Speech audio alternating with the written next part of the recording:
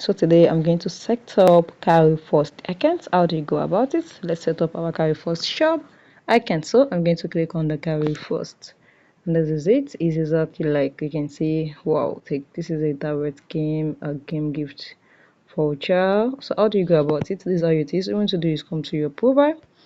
Once you come to your profile, you can see click on sign up. Then we're going to sign up with Google, or you can continue with your email. So I'm going to sign up with Google now. So you wait for it. You can use your Apple, you can use your Facebook, you can use your email to sign up.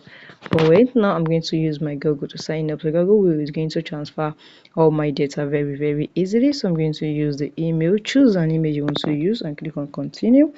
After that, I'm being signing in. Now you're going to see that the Gmail is going to transfer all my data directly to Carry Up. You can see sign up completely. Click on done, and this is it. My name is automatically